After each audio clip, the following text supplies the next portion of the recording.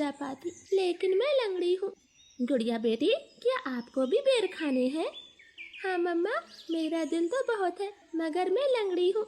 मेरी बेटी लंगड़ी है तो क्या हुआ, उसकी माँ तो स्वस्थ है। चलो आज मैं आपको बेरी के पेड़ पर ले जाती हूँ। आप भी जग्गू कुक्कू की तरह डाल पर बैठकर खूब बेर खाना। अब जल्दी चलो। फिर एक टोकरी में गुड़िया को बिठाकर मम्मा चिड़िया भी घर से बाहर चली जाती है।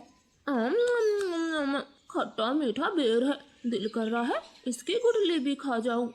नहीं जग्गू, गुठली नहीं खाना, बेर बहुत है, तुम बेर को ही खाओ। मैं तो कुछ बेर अपने घर भी लेकर जाऊंगा। कोको दोस्त, वो देखें, आपकी मम्मा भी इसी तरफ आ रही है, शायद उन्हें भी खट्टे मीठे बेर खाने होंगे। फिर मम्मा चिड़िया गुड़िया के साथ पेड़ पर बैठ जाती है। गुड़िया तो कई महीनों के बाद घर से बाहर आई थी, वो बहुत खुश होती है।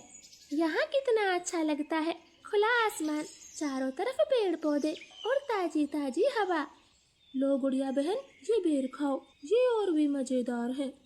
ऐसे वो तीनों गुड़िया को बेर तोड़ तोड़ कर खिलाते हैं। दूर छिपी हुई बुरी चील उन पर नजर रखे हुई थी।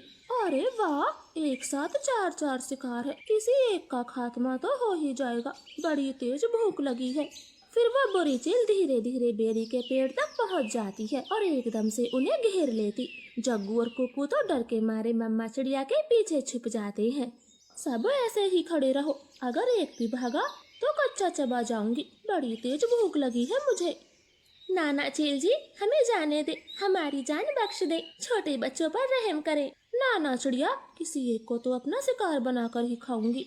चील उनके सामने बैठी थी, तभी धीरे से जग्गू कौवा कुक्कू के कान में बोलता है, कुक्कू दोस्त, इस चील को गुड़िया को सौंप देते हैं, वैसे भी गुड़िया लंगड़ी है, ये जी कर क्या करेगी, कम से कम हम तीनों की तो जान बचेगी। जग्गू की ये बात सुनकर कुक्कू तुरंत अपनी माँ से बोलता है, मम्मा मम्मा, गुड़िया को यहीं छोड़ दो और चलो यहाँ से, हम अपनी जान बचाते हैं।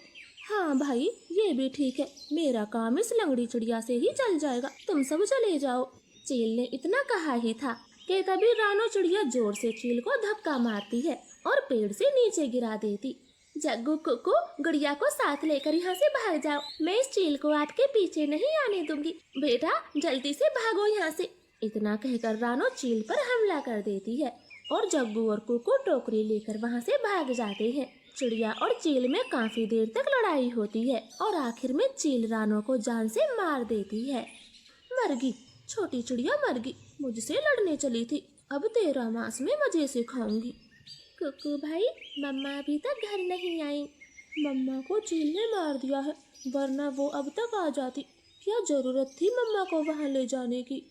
भाई, अगर हम वहाँ न होते तो वो बुरी चील आपको खा जाती, आप ऐसा क्यों बोलते हो? नहीं, हम चील के हाथ कभी ना आते, वो तो तुम साथ में थी, इसलिए मम्मा ने चील से लड़ाई करने की सोची। तुम लंगड़ी थी ना, माँ को तेरी वजह से मरना पड़ा, अब तू ही माँ की हत्यारन है, समझी? ऐसे कुक्कू तो गुड़िया को ही दोषी ठहराता है। अब गुड़िया का ध्यान रखने वाला कोई नहीं था। कुक्कू सारे दिन बाहर घूमता फिरता, वो लंगड़ी बहन का बिल्कुल भी ख्याल नहीं रखता, चाहे वो भूखी हो या फिर प्यासी हो।